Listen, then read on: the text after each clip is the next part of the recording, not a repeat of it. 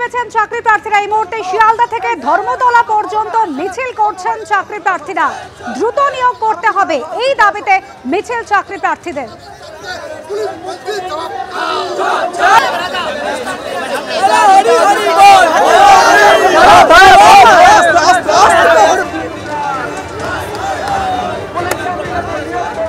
দিনহাটার ছবি রাখবো, দলের রাজ্য নেতৃত্বের নির্দেশে সেখানেও কিন্তু ভোটার কার্ড খতিয়ে দেখার কাজ চলছে।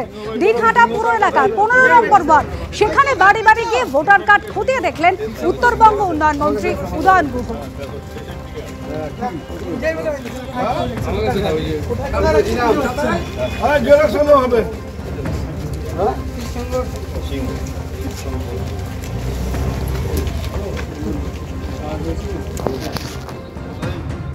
যেভাবে তৃণমূল কংগ্রেস একেবারে বাড়ি বাড়ি যাচ্ছে, ভোটার তালিকা খতিয়ে দেখছে, তাকে কটাক্ষ করেছেন বিজেপি কাউন্সিলর সজল ঘোষ। উনি বুঝিয়ে দিয়েছেন রাজ্য নির্বাচন কমিশন এই ধরনের কোনো সোশ্যাল মিডিয়ায় কোনো মানে বক্তব্য রেখে এটা বুঝিয়ে দিয়েছেন মুখ্যমন্ত্রীর কাছে নয়, তৃণমূলের কাছে নয়, কোনো অভিযোগ জানালে আগে তাদের কাছে অভিযোগ করতে হবে, হুইচ ইজ লজিক্যাল। প্রথম কথা হচ্ছে অত্যন্ত দুর্ভাগ্যের বিষয়, মুখ্যমন্ত্রী কালকে বলেছেন তার এআরওরা তারই অ্যাপয়েন্টেড, তার সরকারের অ্যাপয়েন্টেড এআরওরা, তারা মিষ্টি খেয়ে ভুতুরে ভোটার ঢোকায়। আজকে তৃণমূলের কাউন্সিলররা বাড়িতে বাড়িতে যাচ্ছে, গিয়ে ভুতুরে ভোটার খুঁজছে। আপনারা বাড়ির বাইরে এসে ওদের সাথে কথা বলবেন, ওদেরকে বাড়ির ভেতরে ঢুকতে দেবেন না।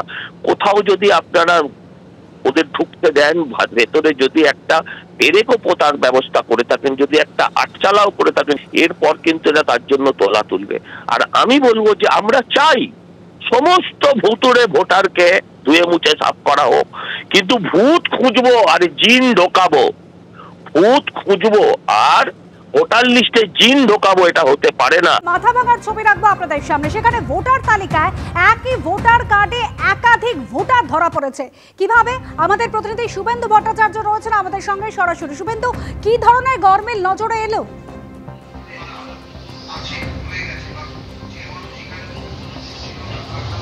দেখো, আজকে তৃণমূল কংগ্রেসের পক্ষ থেকে কিন্তু মাথাভাঙা শহরের 10 নম্বর ওয়ার্ডে সেখানে তারা ভোটার তালিকা খতিয়ে দেখতে তারা বেরিয়েছিল এবং সেখানে কিন্তু একাধিক গরমিল তাদের নজরে আসে।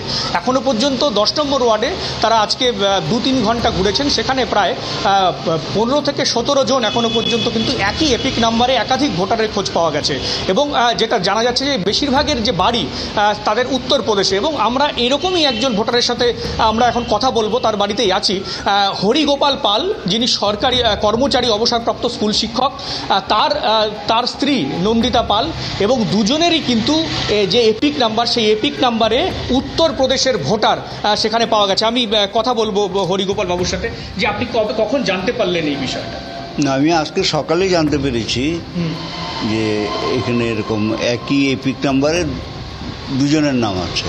হ্যাঁ, দেখি আশ্চর্য হলো। আমি তো দেখে আশ্চর্য হয়েছি, এটা কি করে সম্ভব? কারণ এপিক তো একটাই হয়, হ্যাঁ, আর সেখানে একই এপিকে দুটো নাম কি করে আসবে? আতঙ্ক হচ্ছে, এটা তো আতঙ্ক হওয়ারই কথা। এখন সরকারি যেটা ভোটার লিস্ট যেটা আসবে বেরিয়ে, দেখা গেল আমার এপিক, অরিজিনাল এপিক তো আমার কাছেই, আমি এপিক নিয়েই যাব ভোট দিতে, গিয়ে দেখা গেল যে আমার নামের সঙ্গে মিলবে না, তখন আমাকে তো ভোট দিতে দেবে না। আপনি তো দীর্ঘদিন স্কুল শিক্ষকতা করেছেন, নির্বাচনে স্কুল শিক্ষকতা করেছি এবং দীর্ঘদিনে আমি প্রিসাইডিং অফিসারও ছিলাম। হ্যাঁ, এরকম অভিজ্ঞতা আমার হয়নি।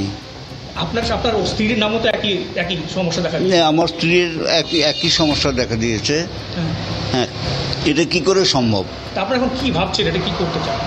এখন এটা তো এখন সেটা দেখি এখন কি করা যায়। এটা এখনই আমাদের এখানকার রিটার্নিং অফিসারকে সেটা জানাতে হবে, এর বেশি তো আর আমাদের কিছু করার নেই। দেখো, একদমই দেখো, যেটা জানাচ্ছেন হরিগোপাল বাবু, যে এই ঘটনার পর তিনি কিন্তু দীর্ঘদিন প্রিসাইডিং অফিসারের দায়িত্বে ছিলেন, এই ধরনের ঘটনা তিনি কোনোদিন চোখে পড়েননি। তবে এই ঘটনায় কিন্তু যথেষ্টই একটা আতঙ্ক ছড়িয়েছে যে কি হবে, কিভাবে এই নাম সংশোধন হবে।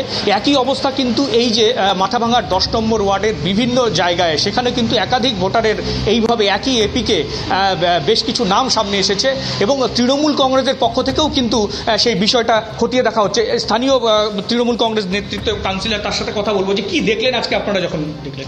আজকে আমরা সকালবেলায় বেরিয়ে স্কুটনি করে যেটা দেখলাম যে আমার 3টে বুথ নিয়ে এই ওয়ার্ডটা, সেখানে 256 নম্বর বুথ, 257 এবং 258, 256 এবং 258 বুথের কিছুটা অংশ মিলেই আমাদের 17টার ওপরে এরকম ভুয়ো পাওয়া গেল। ভুয়ো এপিক মানে এক এপিকেই দুজনের নাম সেখানে রয়েছে, যেটা আমাদের গত 27 তারিখে নেতাজি ইন্ডোর স্টেডিয়ামের মিটিংয়ে আমাদের দলনেত্রী বাংলার মুখ্যমন্ত্রী মমতা বন্দ্যোপাধ্যায় যে নির্দেশ আমাদের দিয়েছিলেন সেই অনুযায়ী আমরা জেলা সভাপতি অভিজিৎ দেব অভিষেকের পথ নির্দেশিকা অনুযায়ী আমরা কাজ শুরু করেছি। এবং আমার যেটা মনে হচ্ছে যে পুরো ওয়ার্ডটা করতে এই সংখ্যাটা 50-এর ওপরে গিয়ে দাঁড়াবে। কেন হচ্ছে কি মনে হয়?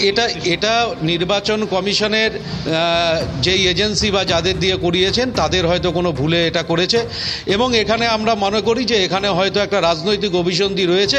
বাংলার মানুষকে বাংলার ভোট থেকে বঞ্চিত করে উত্তরপ্রদেশের মানুষকে দিয়ে বাংলার ভোট করানোর একটা ষড়যন্ত্র এর মধ্যে আমরা লক্ষ্য করতে পারছি। এই যে ভবিষ্যতে এটা আমরা স্কুটনিটা আমাদের চলবে, চলার পরে আমরা আমাদের রিপোর্ট শহর সভাপতি এবং জেলা সভাপতির মধ্য দিয়ে আমরা রাজ্যের নির্বাচন এই ভোটার লিস্ট নিয়ে যে কমিটি রয়েছে সেই কমিটির কাছে রিপোর্ট পৌঁছানো হবে, এবং রাজ্য নেতৃত্বের নির্দেশ অনুযায়ী জেলা নেতৃত্বের নির্দেশ অনুযায়ী আমরা পরবর্তী পদক্ষেপ গ্রহণ করব।